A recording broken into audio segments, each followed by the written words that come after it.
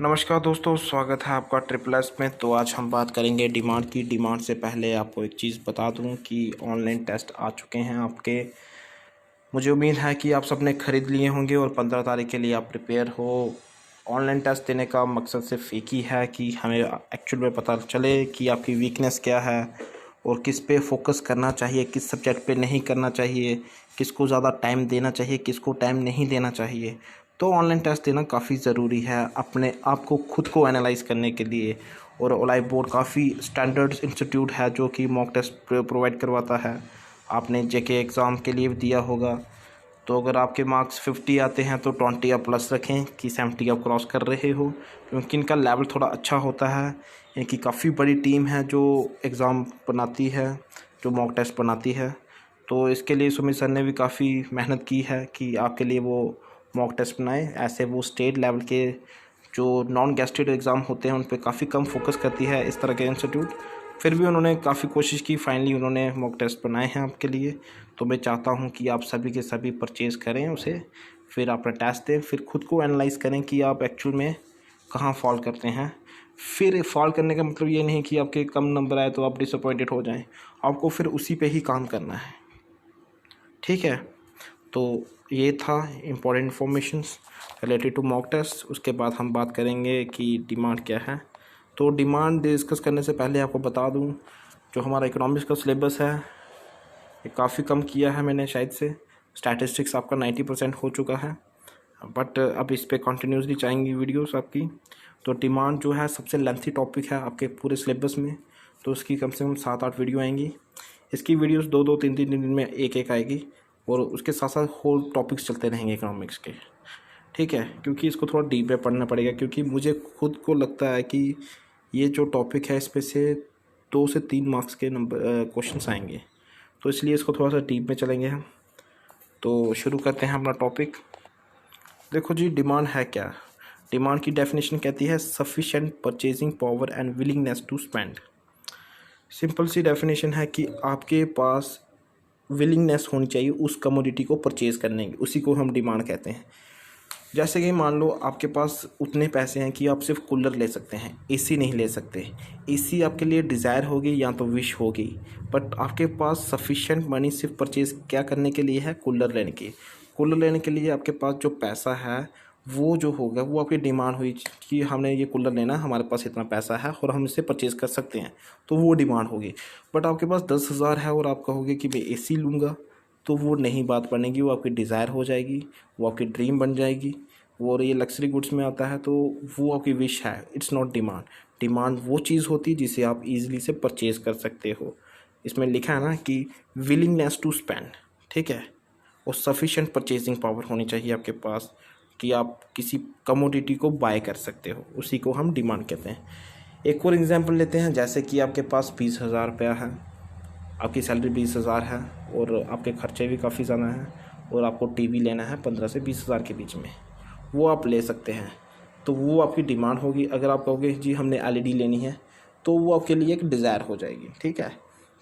जिस चीज़ को लेने के लिए आपकी क्षमता है या आपके पास वो कैपेबिलिटी है कि आप उसे परचेज़ कर सकते हैं, willingness to spend for that commodity, it's known as demand. उसको हम क्या कहेंगे, डिमांड कहेंगे। तो ठीक है, आई होप आपको डिमांड समझ आ गया हो कि जिस कमोडिटी को हम ईजिली से परचेज़ कर सकें उसे हम क्या कहते हैं, कमोडिटी, उसको हम क्या कहते हैं, डिमांड कहते हैं।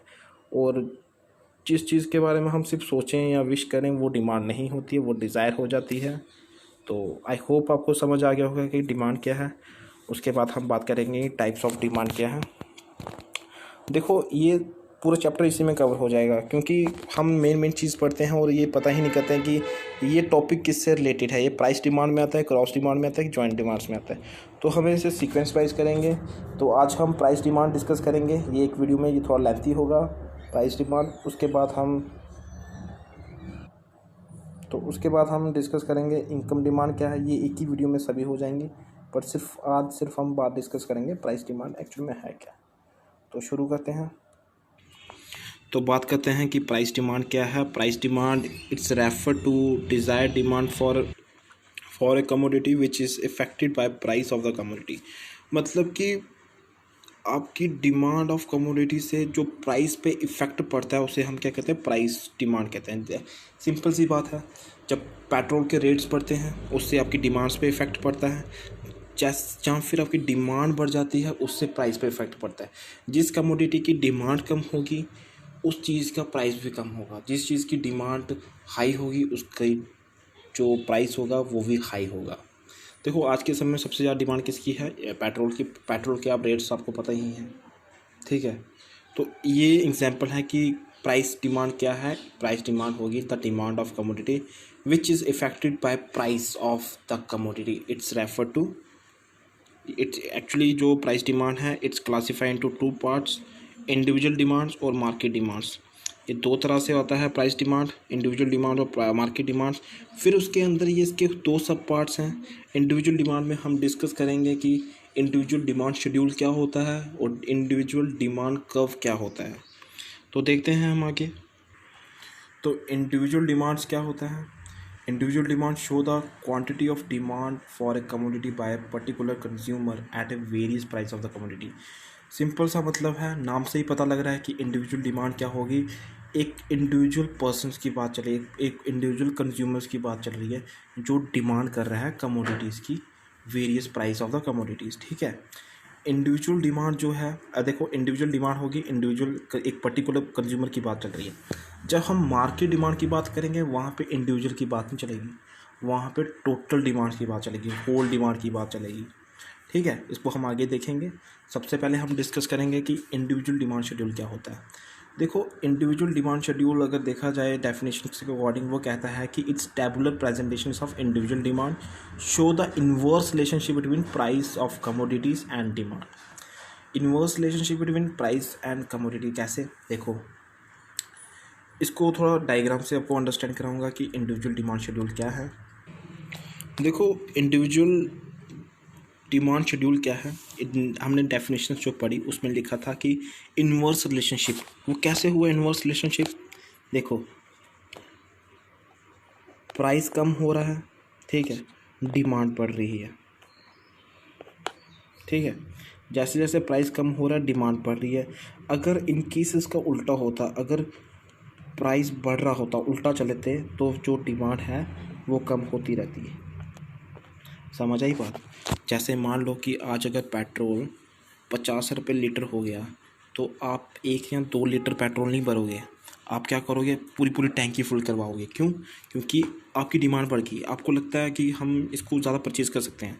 पर जब से 70 या 72 के अप्रॉक्स पहुंच जाता है या 76 पहुंच जाता है तो आपकी डिमांड कम होने लगती है कि यार महंगा हो गया, अब इतना क्या करेंगे। फिर आप थोड़ा कम भरवाते हैं और काफ़ी कम घूमते भी हैं, क्योंकि आपको लगता है कि आप इतने मनी नहीं है, इतना प्राइस नहीं है, इतना पैसा नहीं है हमारे पास, तो हम सिर्फ ज़रूरत के समय ही गाड़ी चलाएंगे। जब प्राइस कम होगा तो आपकी डिमांड्स बढ़ जाती हैं। जब ये इन्वर्स रिलेशनशिप होता है, ये हमेशा याद रखना, प्राइस और डिमांड में हमेशा इन्वर्स रिलेशनशिप होता है। जब हम लॉ ऑफ डिमांड डिस्कस करेंगे उसमें आपको ज़्यादा क्लियर होगा। आप फ़िलहाल इसको ऐसे भी कह सकते हैं, इन्वर्स रिलेशनशिप को हम नेगेटिव रिलेशनशिप भी कहते हैं, ठीक है। तो यहाँ पे आपको आई होप समझ आ गया होगा कि इंडिविजुअल डिमांड शेड्यूल क्या है, inverse relationship between price and quantity demand. देखो इंडिविजुअल डिमांड शेड्यूल को हमने टेबल में रिप्रेजेंट किया था। इंडिविजुअल डिमांड कर्व को हम किस में रिप्रेजेंट करते हैं, graphically representation of individual demand curve, ठीक है। ये छोटी छोटी चीज़ें हमेशा याद रखना। जो इंडिविजुअल डिमांड कर्व है उसको हम रिप्रेजेंट करते हैं ग्राफिकली रिप्रेजेंटेशंस। जो इंडिविजुअल डिमांड शेड्यूल था उसको किस में रिप्रेजेंट किया था हमने, टेबल में। तो ये भी सेम है, इसमें भी क्या है कि जो individual demand curve show the demand of commodity made by persons at different level. ये भी नेगेटिव रिलेशनशिप है, देखते रहना आप कैसे होता है। ये जो है प्राइस है 60, जो डिमांड है वो 2 है। जैसे ही इसकी जो डिमांड है, जिसका प्राइस है वो 40 पे आ गया, इसकी जो डिमांड है वो बढ़ गई, ठीक है। उसका होल प्राइस कम हुआ, इसकी डिमांड बढ़ रही है, देख रहे हो आप, ये इस तरह से। और अब हम इन सब चीज़ों को ऐड करेंगे, इस तरह से कर्व बनेगी। इस कर्व को हम क्या कहते हैं, इंडिविजुअल डिमांड कर्व, ठीक है। इंडिविजुअल डिमांड कर्व क्या होगी, एक इंडिविजुअल जो डिमांड कर रहा है ठीक कमोडिटी को एट डिफरेंट प्राइस लेवल, और इनका जो रिलेशनशिप होगा वो क्या होगा, इन्वर्स होगा या फिर नेगेटिव होगा। ये दो पार्ट हमने किसके डिस्कस किए, हमने डिस्कस किए इंडिविजुअल डिमांड के, जिसमें हमने डिस्कस किया इंडिविजुअल डिमांड शेड्यूल क्या है और इंडिविजुअल डिमांड कर्व क्या है। अब हम बात करेंगे मार्केट डिमांड्स की। मार्केट डिमांड क्या है, फिर हम डिस्कस करेंगे मार्केट डिमांड शेड्यूल क्या है, फिर उसके बाद हम देखेंगे मार्केट डिमांड कर्व क्या है। ये भी सेम है, बस थोड़ा सा ध्यान रखना है कि उसमें हमने इंडिविजुअल्स की बात की थी, यहाँ पे हम टोटल होल एग्रीगेट की बात करेंगे।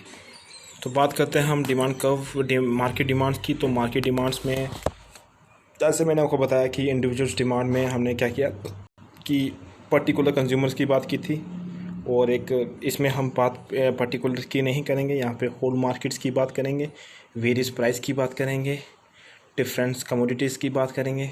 उस पर हम जो भी डिस्कस करेंगे उसे हम क्या कहेंगे, मार्केट डिमांड्स कहेंगे। देखो मार्केट डिमांड भी दो तरह से डिवाइडेड है, मार्केट डिमांड शेड्यूल और मार्केट डिमांड कर्व। तो सबसे पहले हम देखेंगे कि मार्केट डिमांड शेड्यूल क्या है। ये हम टेबुलर रिप्रेजेंट करते हैं, इसमें जो नेगेटिव रिलेशनशिप बिटवीन किस में होता है, प्राइस और कमोडिटीज़, ठीक है, ऑफ इट्स डिमांड्स। देखो नेगेटिव रिलेशनशिप, इन्वर्स रिलेशनशिप, वाइवर्सल, ये इस पे कंफ्यूज मत होना, ये एक ही चीज़ है, बस आपको ध्यान रखना है। इसमें मार्केट में होल की बात होती है और इंडिविजुअल्स डिमांड में इंडिविजुअल या पर्टिकुलर कंज्यूमर्स की बात होती है। बस इतना सा कंसेप्ट है, बट ये कभी कभार का जो एग्जामिनर होता है थोड़ा घुमाकर सवाल पूछता है, तो आप वहाँ पे कंफ्यूज हो सकते हैं, तो आप थोड़ा ध्यान से पढ़ेंगे इसको।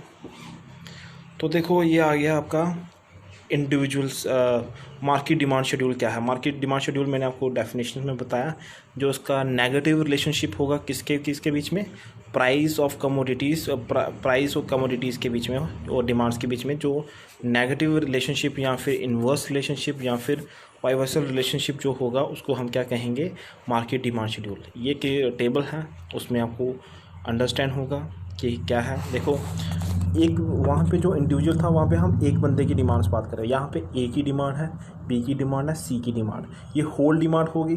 तो होल डिमांड्स की बात करेंगे तो इसका मतलब आप समझ गए कि ये जो है ये सभी के सभी होल मार्केट है, ये मार्केट की बात चल रही है। अगर सिर्फ एक पर्सन की बात होती तो इसे हम इंडिविजुअल डिमांड कहते हैं, और ये जो इनका प्राइस है वो ये है, इन सब की डिमांड ये है। कोई 6 kg लेना चाहता है शुगर, कोई 5 kg लेना चाहता है, कोई 8 kg लेना चाहता है, और इन सबको टोटल करके जो बनेगा वो क्या बनेगी, हमारी मार्केट डिमांड बनेगी। आई होप कि आपको समझ आ गया होगा कि मार्केट डिमांड शेड्यूल क्या है। इसमें हम पर्टिकुलर कंज्यूमर्स की बात नहीं करते हैं, यहाँ पे हम टोटल कंज्यूमर्स की बात करते हैं, फिर उनकी जो डिमांड है उन सब के टोटल को करते हैं।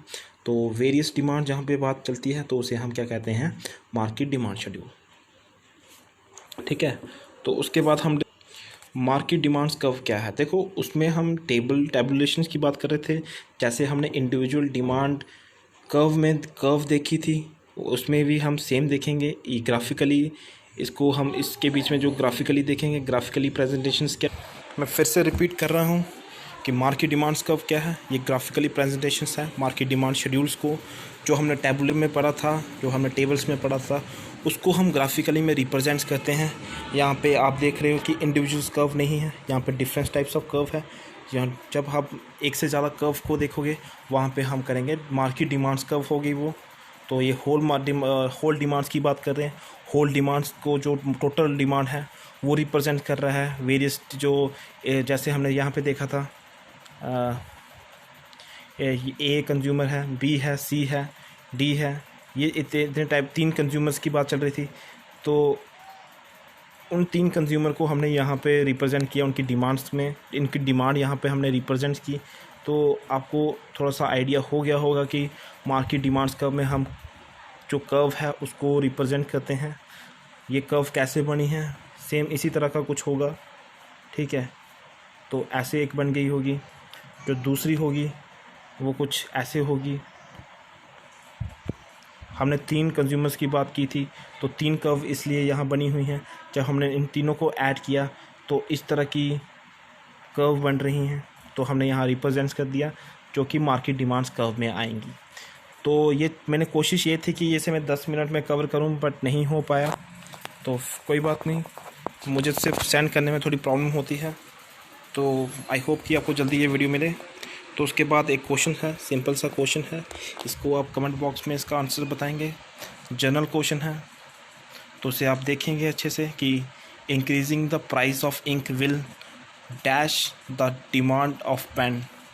जब इंक प्राइस जो है इंक का ज़्यादा हो जाता है तो जो पेन की डिमांड है वो इंक्रीज़ होती है, डिक्रीज़ होती है, कांस्टेंट रहती है, कॉन्ट्रैक्शन रहती है। इसका आप आंसर्स देंगे कमेंट बॉक्स पे। तो आज सिर्फ इतना ही। डिमांड पे मैंने आपको बताया है कि 5 से 6 वीडियो आएंगी। बाकी पार्ट हैं इकोनॉमिक के वो साथ साथ में चलते रहेंगे।